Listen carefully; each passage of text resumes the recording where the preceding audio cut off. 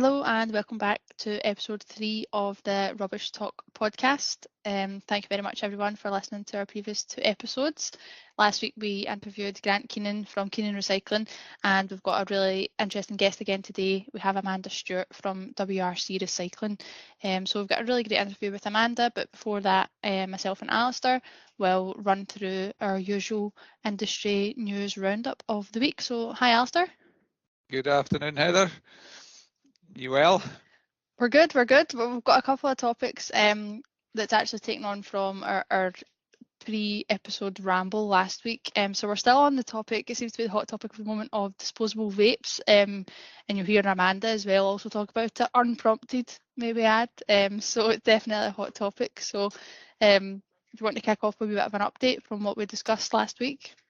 Yeah, I think firstly we mentioned a young lady in Dundee that I couldn't remember her name because I'd seen her on Twitter. A young lady called Laura Young, who her Twitter handle is @LessWasteLaura, and she's got a website with a similar name. And it actually turns out Laura did a master's degree in environmental protection at Edinburgh Uni / SRUC in 2019, and I've got an uffy feeling poor Laura had the pleasure of sitting through some of my lectures, so I may actually have met Laura in my life, but she was probably one of 40 in the class, so I probably wasn't fully introduced. So, but Laura's been doing a huge amount of work and highlighting the issue of these disposable vapes and gathering attention.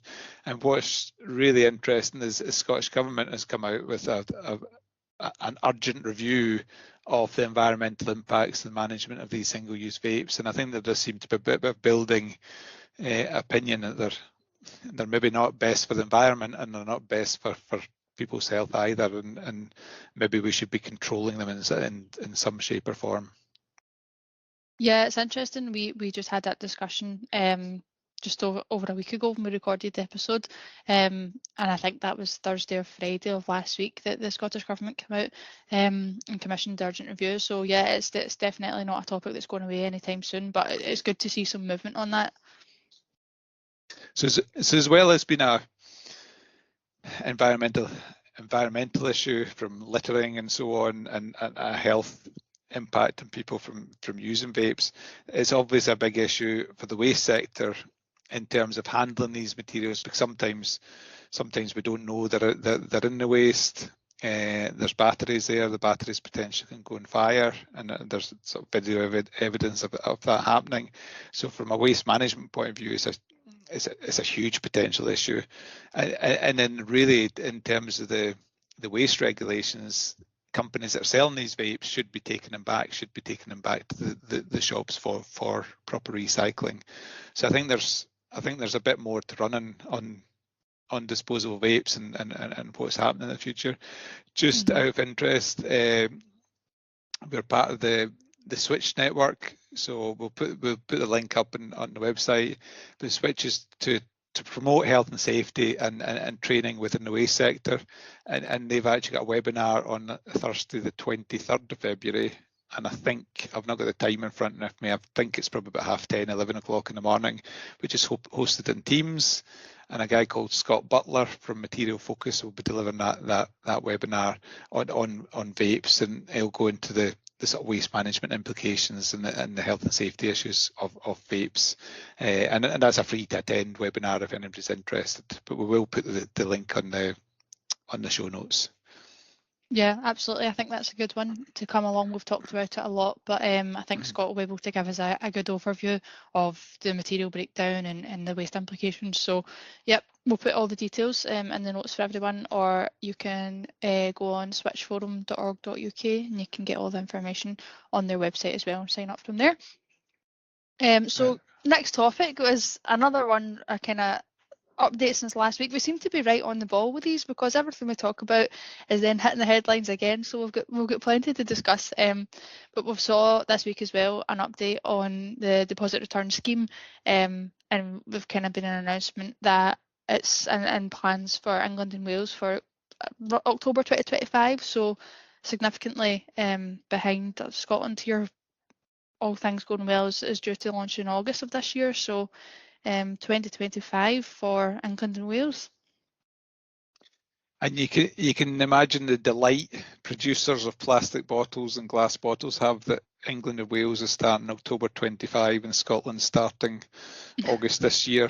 So effectively they're going to have to make produce that's eligible for the Scottish DRS, but not necessarily eligible for the England and Wales DRS. So interesting times, and there's been some interesting articles put out about deposit return scheme in England. It's similar to the arguments that were put out in Scotland about it.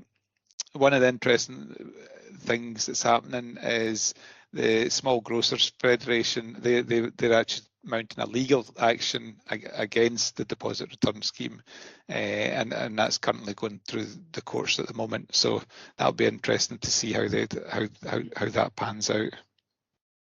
Yeah. And you go, sorry? I was going to say, talking from that, we discussed on the Rubbish Talk website and on the Albion website the unintended consequences of the DRS, and as we quite rightly said, more and more seem to be coming out of the woodwork the closer we get. And there's one that you picked up on, a local one, Alistair, this week about the Aldi car park in Ayr. They've already seen some complaints about their DRS station that's to be built in the car park. So the local Aldi has actually built their DRS facility in the car park, and I was interested to know that the local, I can't remember if it was Facebook or social media, was ranting about the fact that the DRS station was taking up something like 8 car parking spaces. But I think all kidding aside about the reality is these supermarkets are going to have to build facilities to accept these materials, and the reality is shoppers are going to have to quite significantly change their habits. That when they turn up at the supermarket, they're going to do what people have been abroad, maybe you used to been doing for a long time, but just take your plastic bottles, your cans, your glass bottles to the DRS station, feed them into machines, get your receipt for your credit, and then go and do your shopping, which is going to be a big change for lots of people. So I think it's going to be interesting as it gets closer to the date in terms of how the public actually react to it. Yeah, I think it is. As you said, it will be a bit of a change in habits and people's routines, but I mean, hopefully only a good thing. So a slight inconvenience maybe for some, but hopefully in the grand scheme of things, a few less car park spaces will really not make much of a difference to people. Probably good, might encourage more people to walk or cycle to the supermarket. There we go, yeah, exactly. Then they need to walk or cycle with their empties as well as their fulls. So. That's true, yeah. I don't know if you've got much of a case on that one. No, I'm saying the idea's there. If they're walking or cycling to the supermarket, they're carrying their full shopping home, so to bring their empties down is probably not that big a deal either. So no, it's all good. So no, it'll be interesting how DRS evolves this year, and it'll be interesting now that it's been announced in England and Wales in terms of how they're going to progress things. And there's already down in England and Wales, there's already argument to say that glass bottles should not be included in DRS, which was one of the big arguments that we had in Scotland maybe 1 or 2 years ago when we were looking at implementing it. Yeah. I suppose they'll go through everything that we've already saw up here, but hopefully some of the discussions that's happened in Scotland will be able to pass through a bit quicker now that we've done some more research. But yeah, we'll keep an eye on any updates on that as well. So that's 2025 in the diary for, so we'll see. And then I suppose what we would like to announce to keep up to date with everything, we do a bit of a whirlwind catch up at the start of the podcast on some news articles or anything we think is worth talking about. But we do have a website, rubbishtalk.co.uk, where we host a rubbish blog. So it's some of our own takes, some news articles, and we would like to see some guest bloggers as well. And there's a form you can submit if you've got something you want to get off your chest, you want to talk about, you've got opinions on. Please submit the form and let us know your thoughts, and we can publish on the website. We also host a podcast and all the episodes from the Rubbish Talk website, and we've linked in Albion's new industry news hub as well, so you'll probably see a lot of the stories we talk about have came from there. So we are collating a lot of sustainability and environment, waste management and health and safety news articles from across the UK in one place on the Rubbish Talk website, so you can find it all there, and we'll link to that in the podcast notes as well. A bit of a roundup. We obviously said at the start of the episode, thanks everyone for listening in and following along so far. I think we have our first international listener. I was doing a bit of a nosy on the stats after the first few episodes, and we had someone listening in South Africa. So I don't know if you know who you are. Reveal yourself. That's two episodes in and an international listener already. I have a feeling. I maybe know who that international listener is. There is a young man who is in the army that was on a running training camp in South Africa last week, and I have got a feeling it is that certain young gentleman that has downloaded the podcast from South Africa. I've not actually asked him yet, so I will endeavour to find out. Yeah, absolutely. I mean, we thought it would go global, maybe not as soon as this, but hey, we'll take it. Absolutely. And finally, just in a little roundup, it's probably been a little bit remiss of myself in thanking the guys John and Stephen from Young Hearts Run Free podcast. So this is a running podcast that John and Stephen set up during COVID. They were a bit bored during COVID, and they decided to set up a weekly podcast all about running, all about eating and running, and lots of general nonsense about all things running, really. And they kindly interviewed me after one of the races I did, and that got the grey matter going. And I thought, I wonder if we could steal their format or acquire their format and use it for this podcast. And John very kindly gave us, lots of good hints and ideas in terms of how to get started. So if you are into your running or you're thinking about getting into running, highly recommend Young Hearts Run Free. If you just Google that, you'll find them. You'll definitely find them out there, and there's some real interesting stuff. So that was your plug, John and Stephen. Yeah, quite rightly so. It was kind enough to get a wee sit down with us before we started and give us all the insights. So yeah, absolutely worth a shout out and a thank you to John and Stephen for that.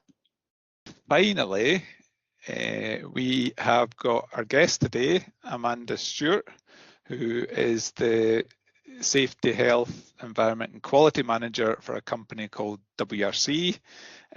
So they're a plastic recycling and a skip hire company based in Glasgow.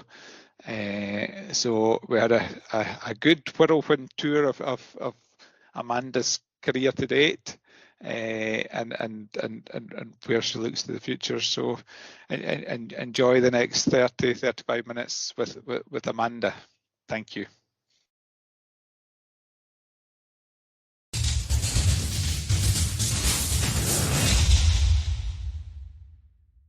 So good afternoon. Delighted to welcome our guest, Amanda Stewart from WRC Recycling. Welcome, Amanda. How are you? Hiya, I'm good, thanks. How are you? Very well, very well. Good. So what we'd like to do is just a wee bit of introduction from yourself, Amanda, and in your own words. What brought you into the wonderful industry of waste? I'm cheating here a little bit because I know a little bit of your background, but for the listeners out there. Yeah. Okay, yeah, sure. Well, I'm currently the SHEQ manager for WRC Recycling, but my journey certainly didn't start in waste, and I didn't think it would actually end up here. You do realise you're about 1 second in and you've managed to use an acronym already that some people might not know. Oh, SHEQ, yeah. Safety, Health, Environment and Quality. manager. you. There you go. Yeah, sorry. That's all right. So basically after school I wanted to go to uni. I was always determined that I was going to uni to do what was actually archaeology, believe it or not. But then I discovered you needed 5 A's to get in, and I did not have 5 A's, so I had to rethink. And I remember sitting in the common room in 6th year, and there was a nice poster up on the wall advertising the construction industry, CITB. I thought, that sounds like something I would like to do, toddle along with my mum up to Kerr College up Paisley. Sat and talked to different people in the industry, and spoke with a quantity surveyor and a civil engineer. Now, me being me, civil engineer, said, not a lot of women in this job, you might not be able to do it. That's the job I want to do. So that started my sort of career into university, and then I did actually study construction management in uni, but through courses and that I did a lot with water, that kind of thing, so I was always interested in that environmental side of the engineering. But as it was, after I graduated, I became a student engineer with Balfour Beatty, believe it or not. Though my time was short-lived there, I left maybe a year and a half after joining. I had been working with a sort of smaller family-run business while I was at uni, so I ended up working for them, doing sort of a site agent role with them. And then unfortunately that company folded, and I found myself jobless for a wee couple of months, and then I started working with a company called Bar Construction, and I was there for a good few years until, again, downturn in industry of 2008-2009, when construction saw a really, really huge downturn in industry. So I was made redundant there and did struggle to get a job within health and safety at that point. That's I changed my role into health and safety while I was with Bar. I should have said that. So I did struggle to find work. I think there were so many of us made redundant at the same time. We were all looking for the one job. So I actually, believe it or not, ended up working for Morrison's for 5 years, as in the supermarket. Did admin in there, worked night shift, all things like that, just because we want money, don't we, at the end of the day. Yeah. So as time was kind of growing on, and by that point I had my daughter as well, got married, had my daughter. So it was ideal because I could work part-time and stuff like that. And then I was kind of giving up hope that I would ever get back into health and safety, because obviously it's ever changing as well, so you have to keep really updated, and obviously a lot of that had slipped over in the few years that I'd been out of the industry. And then I seen an advert for, it was actually my friend had seen an advert for William Tracy's, look for a health and safety advisor. And you know what? Caution to wind, let's just do this, let's apply. Never thought in a million years would I ever get a response back, because I said it'd been so long. Went along, got the phone call for the interview, and spoke with somebody that I know very well. You know Alistair's Audrey Duckworth, who hopefully you're going to maybe drag in for an interview as well at some point. I think Audrey's maybe in that list as well, Amanda. Good. Anyway, yeah. You've called her out. That's maybe giving the story away, so maybe we need to keep it a secret. I know. So I was very lucky that she'd kind of sort of seen she had been in a similar situation. I was trying to get back into work after having kids, that kind of thing. And I think they did take a bit of a chance on me, because I had obviously been out of the industry for 5 years, so a wee bit of catching up to do. So. And that is how I got my first job in waste. So I just fell into it totally unexpectedly and opened my eyes greatly. Absolutely love the waste industry, better than construction. It's actually less. For people that don't know William Tracy, and well, they're now Enville, what type of work do they do? What sort of thing do they do? Yeah, so they're like waste management. So they had skips hire, all that. We did trade waste. That's your wheelie bins for your businesses, that kind of thing.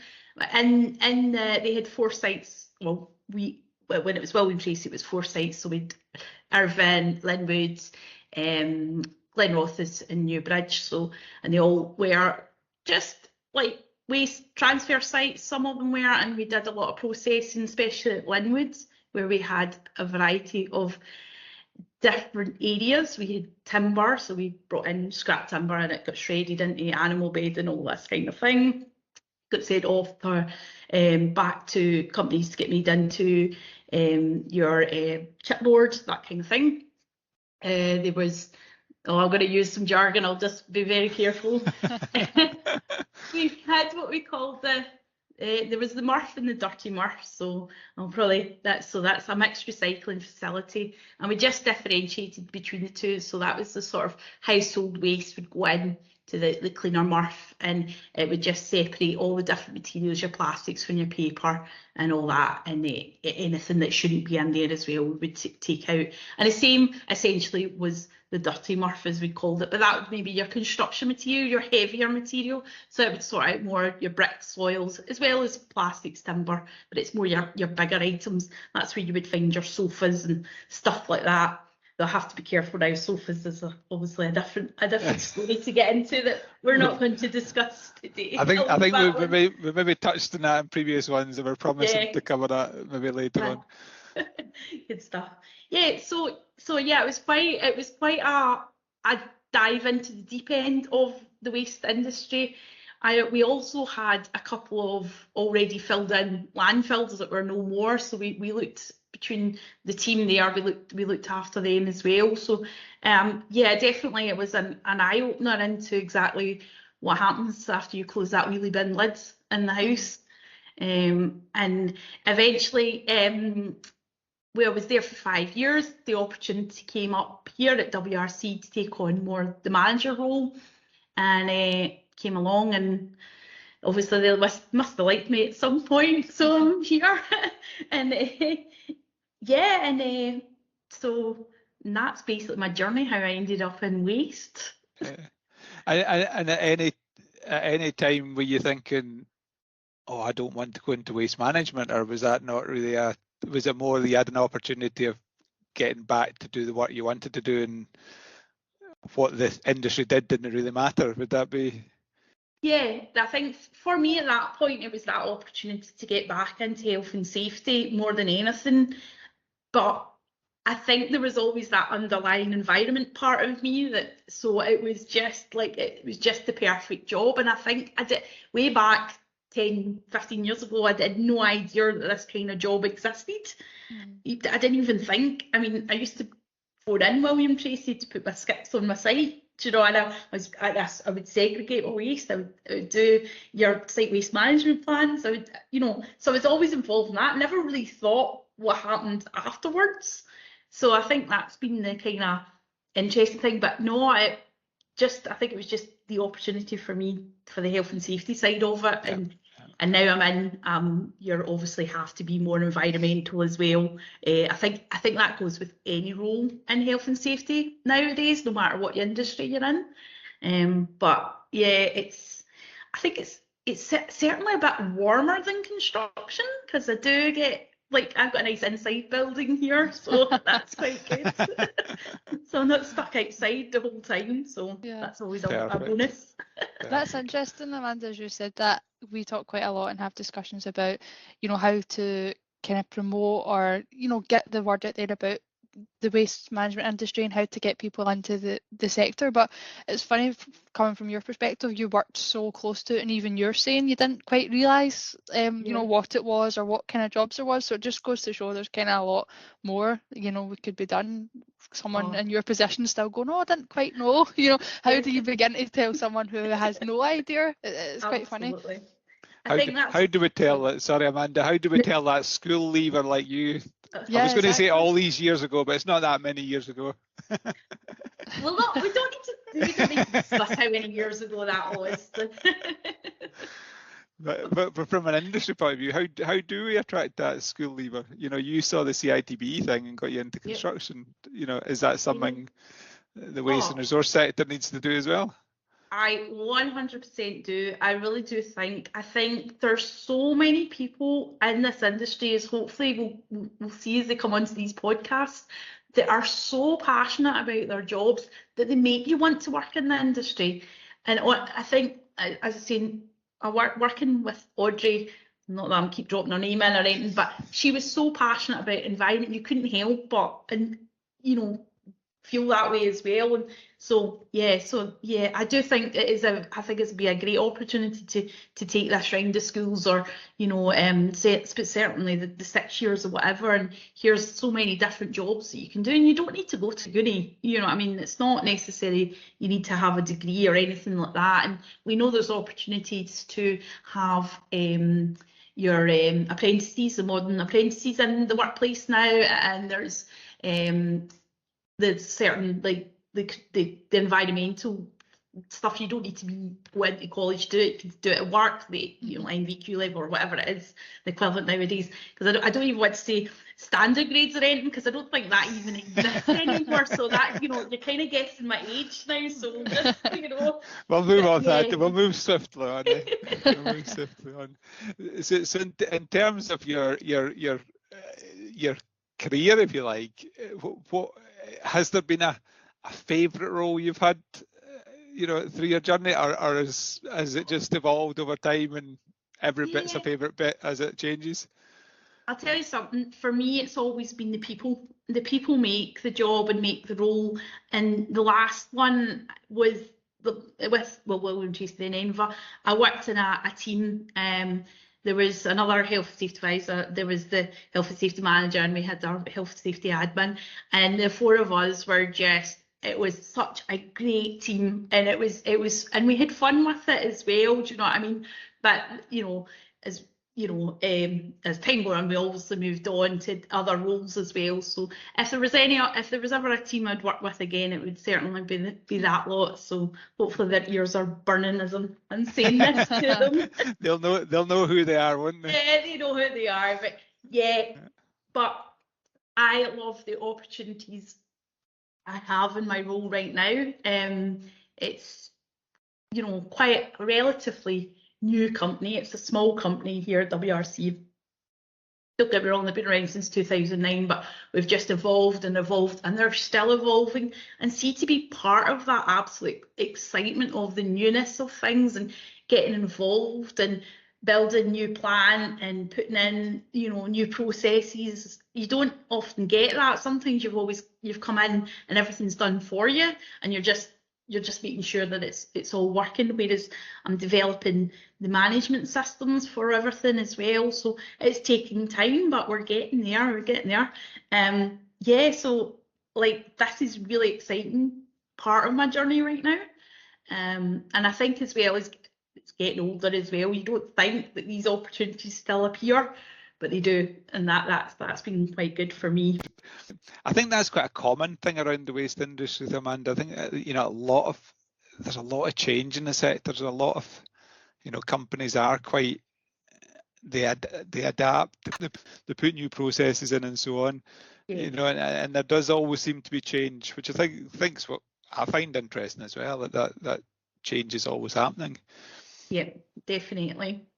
I think it's good though, because I think though there's more, as we all know, the work in the industry, you hear about it first. Like there is as you know, waste to landfill ban coming in. Obviously it was supposed to be a lot earlier than this, so we are grateful that got moved, because it's given us opportunity to move things quickly and see what we need to do to make the material, like if we send it elsewhere, how do we get the recyclable out of all this waste and make it better? And so there is very little now going to that. We have very, very rare stuff, like there's hardly anything from us that go to landfill now. We've kind of really cut back, looked at everything, every opportunity that we can have, and that's been great to be a part of that their WRC zero waste to landfill journey as well. So that's always good, and it's interesting. Which is also changed the industry as well, because the less stuff you have going to landfill, the more discrete waste streams you've got that you need to find, like recycling outlets and so on for it, isn't it? So, you know, so you take the waste in and it's rough state, and then you sort it into different materials, and then you've got to find people that can handle that material, Yeah. which is Yeah. sometimes quite challenging. Definitely, and I think even that's just changed in the last couple of years because of, like, obviously exporting to other countries has become less as well. It is easier to keep it in the country and deal with it, but now because we've kind of had to keep it here, there is more industry popping up going, right, okay, we can do this, and they're developing so they can then take on the plastics or whatever to recycle, and that's good that we are keeping it in the country. And I would even more so like to be kept in Scotland. We do try, because obviously our carbon, you want to keep your carbon footprint down as much as you can. So if we can get it sourced locally, i.e. Scotland, and send our material that way, it's better for us and better for the environment rather than shipping it all the way down to England or whatever needs to be done at the moment. So yeah, so I do think. Okay, thank you. I think you actually answered about 3 of my questions, so I don't need to actually bother answering them, which is absolutely fine. It saves me speaking. Just out of interest, in terms of how your roles changed through the years, is there anything particular you've changed, taking habits from the workplace back home? Anything you'd pay much more attention to at home than you maybe used to? I think actually just paying attention to what I do put in my recycling bin. I'm not going to lie, I was probably not the best. But then I think before I came in here, we only had 2 bins. So it was like you had your general waste and then recycling, that was glass, paper, everything. Now we're obviously getting more and more bins, and the front of my house is very colourful with the rainbow of wheelie bins at the front. But yeah, certain things. And also for me, it was realising that people actually sorted this by hand as well, and I'm like, oh no, and personally, having done that, and when I was doing some sampling to check obviously the quality, and finding pizza and pizza boxes that's supposed to be in recycling, and it just really gross things that even I had to stop at one point and go, I just need a wee minute here. Yeah. So yeah, for me it was certainly cleaning out the recycling and making sure there was no food left in it. We know how you feel. Both Heather and myself have been involved in doing waste composition analysis, where you're sorting through residual waste, or in some cases you're sorting through recycling, and it's as bad as residual waste because it's got that much contamination in it, which is not great. Do you ever feel the need to sort of champion these views with your pals? Do you ever have to tell your pals off? Or? Yeah, it was more actually, it was my parents, they're Ayrshire, obviously I'm Renfrewshire up here, but they were quite shocked as well, so they've cleaned everything as well, so I passed on those good habits to them, so they were like, as soon as we knew, we were like clean. So that's quite good. So that's that does help, and I think just I'm able to sort of tell people where the rubbish actually ends up, and it's so it is, you can open that wheelie bin again and go, that goes there, yes, that's made into this, and it's just giving them, like, maybe it's just learning that full cycle of where your rubbish ends up is interesting, and it makes me think twice about buying certain things as well. I do try, and now the supermarkets, going back to like loose vegetables and stuff like that, I do try and buy what I need for a recipe rather than a 6-pack of tomatoes, for example. I only need 3. I can guarantee those other 3 will end up in the compost heap at some point or something, or the food waste bin for me. But yeah, so I think it's just making those little habits and being very aware of what can get recycled and really what can't. And I think having a young, well, she's 11 now, but a younger daughter when I first started, and it was those Christmas presents, and you're trying to get the doll out, and it's got about 59 bits of plastic, and then it's got a wheel to turn to get a bit off, and sell it. Oh, and it was just when you seen the amount of excess waste from one, it kind of shocked me actually, because then I realised just how much of that couldn't be recycled and had to go in the general waste bin, and you think, oh God, that's just a waste just to make something look pretty in a packet. And then your daughter probably played with a cardboard box rather than a toy. Yeah, I've got plenty of photos of her just with boxes, sitting in boxes on her head, dolls and that sitting to the side. Yeah. Cool. So I think that does. I do think working in it, and I think if more folk were just aware, just exactly that full journey, I do think there'd be a lot more changes in households as well. Well, I think that's what we're trying to do with this podcast, and I think you've just summed it up perfectly for us in terms of what people need to think about.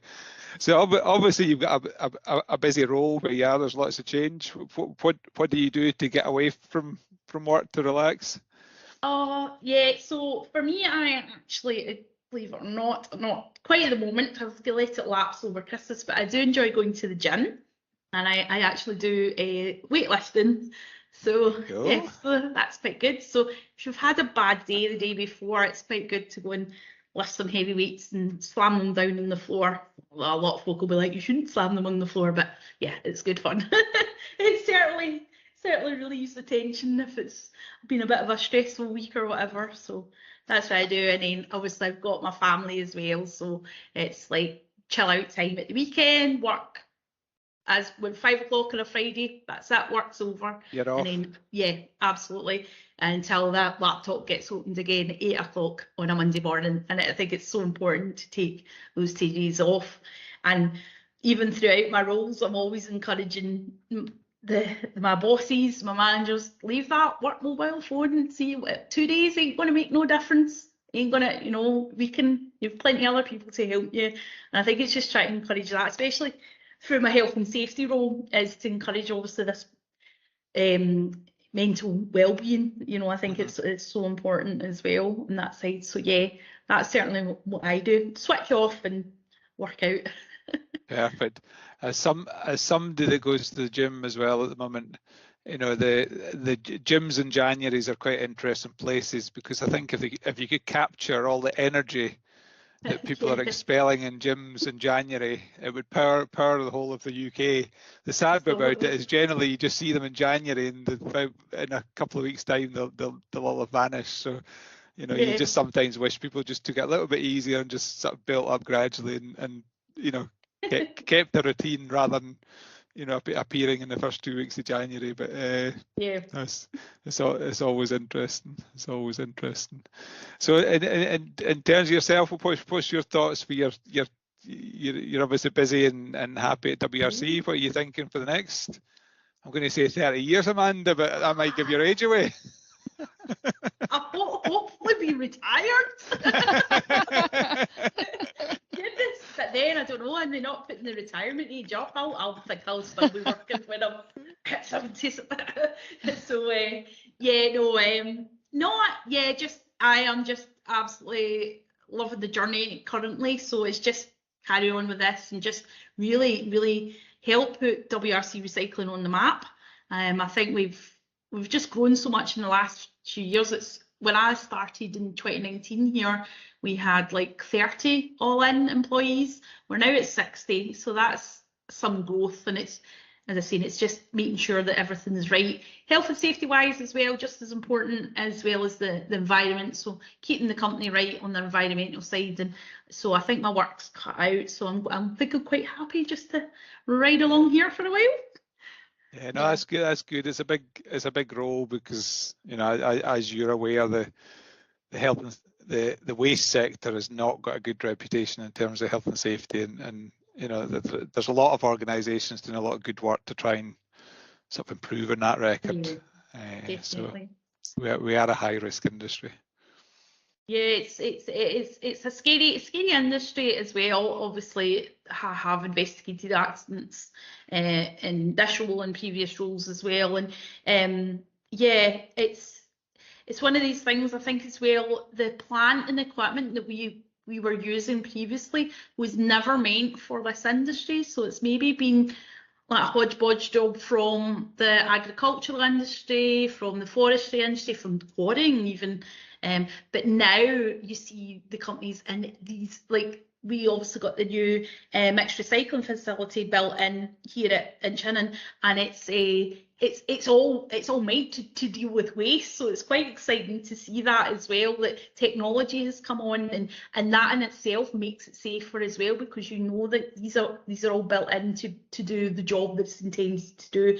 So that relaxes me a bit, knowing that equipment's fine. You know, it's got guards where it should have it. You know, it's just designed that it's with safety in mind as well. So that is good as well. So as much as we are still going to be a dangerous industry, I think that technology is catching up as well. So, you know, we can make it that bit extra safer as well. Good. Yeah. Okay. Well, Amanda, you've actually shared quite a lot already, and kind of covered a lot of topics that me and Alison would normally ask. But what I quite like to know is there something, a fact or something interesting about either your job or the sector that you would like people to know, or you think people should know to help change their habits, maybe? Yeah, she's already shared one. She's already shared the fact that people sort through the waste by hand. Well, that was the biggest shock for me. That was the first, when I first joined Albion, and I thought, and I went with some of the team and watched it at the waste comp, and I thought, oh my goodness, I've never once put stuff in the bin and thought there's someone at the other end of this going through it by hand. That was massive for me, and I think it is for a lot of people.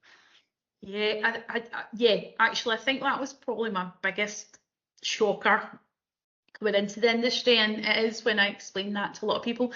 I highly encourage businesses and like that to come and see a waste facility, come in and see how the process works, because we are nice people and we do welcome people in, and I love giving site tours. We're very proud of what we do, and whether it be here or over where I worked with Enva as well, do you know what I mean? And you like to show off what we can do and hear, you know, the difference that we are making, and they in turn are making. If they can get it right at their end, it proves our quality and so on. So I do think, yeah, I suppose the sorting by hand is quite a big thing as well. Yeah, that's interesting, Amanda. I've not thought about this one before. Talking about gyms, the gym I go to is very clear that it should only be paper towels that go in the bin, and I'm thinking they've probably agreed a contract with their waste contractor that's only paper towels in the bags.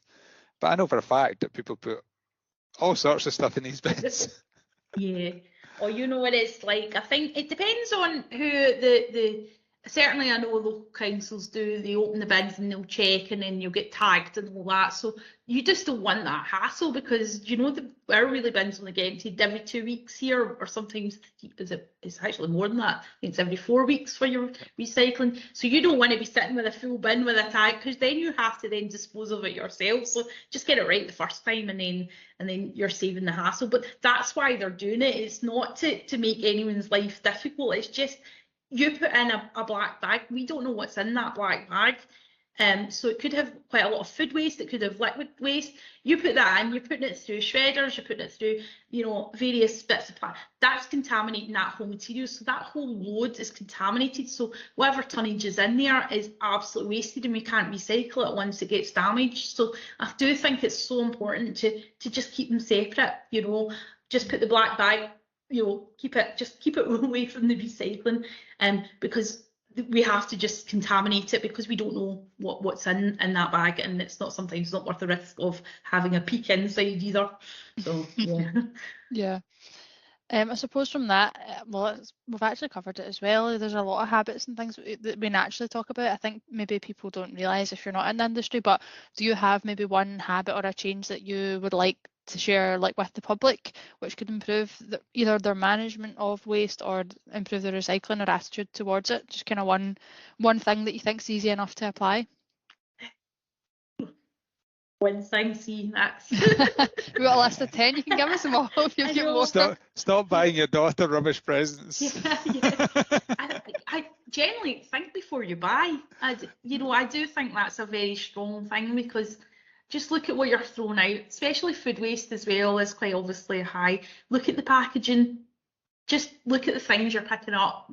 That I think in itself will help. Check the back, see if it's recyclable or not, and make sure then if you're putting it in the right wheelie bins, that kind of thing, because you're saving yourself a lot of hassle in the long run, and obviously doing your bit for the environment.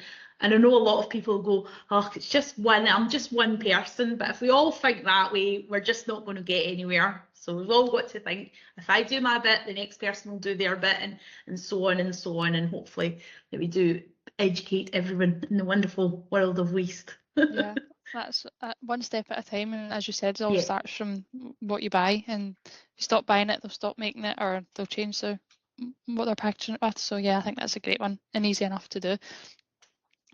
So we've got kind of a couple of questions that we ask everyone, and we'll hopefully get a bit of an index going the more people we go on. But could you pick one piece of jargon, or and it might be anything you've talked about as well related to your job or the industry, and tell us what it means?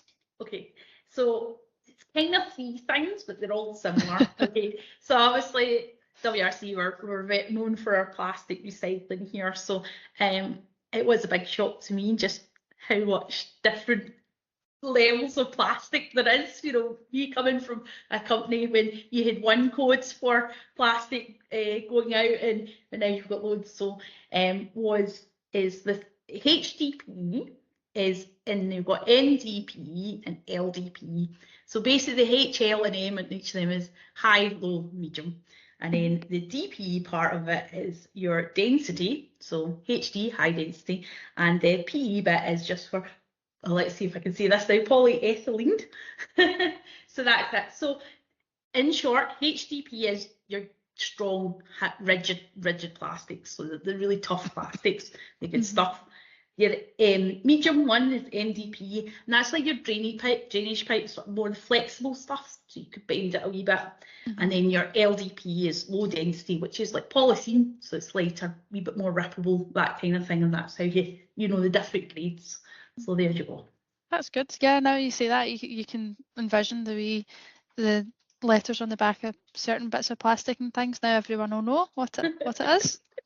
They're good ones.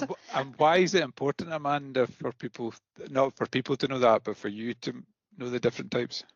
Because it's sort of, well, different grades is obviously depends on how it gets recycled.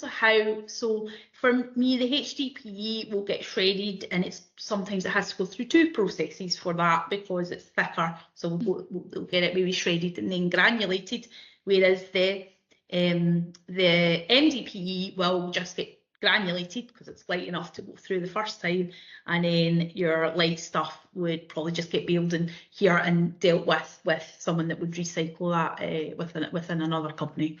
So that's the difference for us. And once it's granulated, what's going to happen then? Well, usually for us it gets sent down to a plastic recycling company. There's a few in England that we use, and it actually just gets made back into the product it started as. So mostly construction pipe, that's mostly what we deal with here. So any ends, that sort of thing at the ends, or you've seen the big rolls of that, for the telecoms pipes, all that sort of sort of flexi rolls, all that, just the ends of that, we'll recycle, we'll granulate it all, send it out, and it will just get remade back into more of that product. So it is a nice wee closed loop there for you. Perfect, thank you. Please. So I suppose I think that takes us to our final question of the day. I don't know, Alice, if you want to ask this one, because I know you. Sorry, that's why you're hesitating there, because it's for me. Apologies. I think you quite like this one, that's why I'll let you ask it. We're giving you a magic wand in the waste world, Amanda, that you can use your magic wand to do something. What would you love to see? And it could be local to WRC, or it could be you personally, or it could be big bad world out there. Okay, it's a bit of everything here. So, and I'll try not to get too ranty with it, but disposable vapes, disposable vapes, why? Get rid of them. Absolutely. Honestly, absolute nightmare. Like let's take back. So we cut back on the cigarettes and stuff like that, and then we had refillable vapes, fine, if we're using that, and then we brought out these lovely multicolored plastic battery limited with oil filled things, so they're still good, half I would say half battery left in these things, and you just chuck them out. And this is what's causing fires. You get bags full of them. We've got to be so vigilant. Not just that, just even 9-volt batteries from construction sites. We've just got to be so careful with them. I don't know if there is a video going about, and you see it's like a telehandler, a machine anyway, and it's the bucket on it, scrapes the vape, and it just goes up like that. It just, honestly, it's so scary, it sparks. So I would just get rid of them, disappear off the face of the earth. Sorry if I've upset anyone with that is my biggest. And I read a fact today on it, and in fact, the weekly discarded vapes, what's left of them is the equivalent of 1,200 electric vehicle batteries. Wow. So that's is incredible. We talked when the episode 2, we talked about vapes, and myself and Heather also talked about vapes earlier on. And I think Scottish Government is looking at doing a review of it, and I think it seems to have moved up the agenda, both with Scottish Government and DEFRA and so on. But I totally agree from an environmental point of view, a health impact point of view, how we can justify having disposable vapes in this day and age is... It felt like when I started seeing them in the shelves, I was like, this feels like a huge step backwards. Yeah, it was just, but they were just to cover up all the cigarettes. But these vapes are on display, multicoloured. That I'm sure there's people out there vaping that wouldn't even consider smoking. You know, and there's the health thing for me as well on that. You know, so that would be my definite magic good one. moment. We like a rant like that. That's perfectly acceptable, Amanda. Yeah, I think you'll certainly know that will not be the last conversation about that. It's all I seem to see in the news at the moment, and quite rightly so. I can't believe it's taking so long for people to kind of click on to say, right, there's something not right here. I was thinking exactly what you said. It's like going back in time. Who thought we'll start and producing all these things, like all this vast number of, like, I can't remember the stats we said last week, but it's something like 1.3 or something million a week or in the UK that's thrown out. It's just crazy. It's insane, isn't it? It is. It's just a lot. It's just too much. It doesn't even. I don't know. And it happens so quickly. It feels, doesn't it? It just felt like it was a sort of overnight. Suddenly there's all these disposable vapes everywhere. What the hell, you know, where did this come from?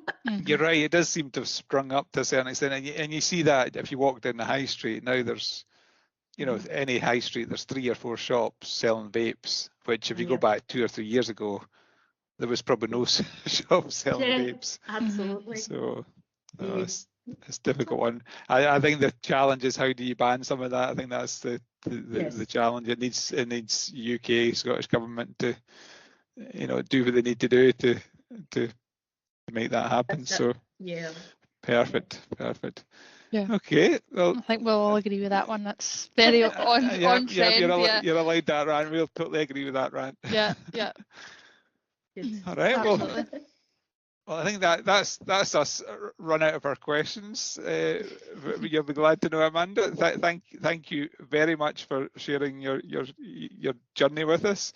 I think, in fairness to Amanda, I must apologise for that. I did put Amanda in the spot after a meeting with her boss last week to come on the podcast. So she's not had much time to consider it. So thank you very much for coming along and chatting to us. And oh, no problem. I hope it encourages more folk that probably got more interesting stories than me to come on and shout about it and tell everyone. So yeah, you know, thank you for inviting me. Yeah, absolutely. And thanks very much from me as well. It's really good to hear a different journey, and you know, we're getting a wee collection of stories of how people have made it to where they are in the waste industry, and it's great to hear from a woman's perspective as well. You said, you know, how it helped you connections got you back into the industry and things that might not have been as easy. So that's a really interesting topic as well, that we hope to get a couple more perspectives from women in the industry, and might have a further kind of deep dive discussion about how the differences lie. So you never know, we might call on you again, Amanda, for your experience on that. I'll happily talk about that again. I've got a good few stories about that, but that's for another time. Absolutely. No, I think we'll do a wee roundup then. We'll do a group podcast, because I think that would be a really interesting point of view to hear. Definitely. Yeah, but thank you very much. Thanks for your time. No, thank you. Thank you. Okay, I will just cut the rest off. Okay, that's very good. I always leave a wee pause at the end just in case I cut us right off. We done.